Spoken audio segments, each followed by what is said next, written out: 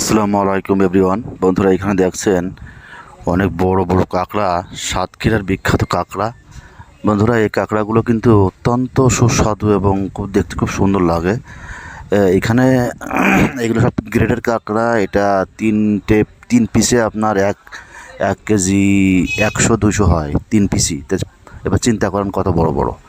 বন্ধুরা, যারা কাঁকড়া খেয়েছেন তারা তো খেয়েছেনই, স্বাদ বোঝেন। আর যারা খাননি তারা কিন্তু একবার খেয়ে ট্রাই করতে পারেন। এটা কিন্তু অত্যন্ত সুস্বাদু।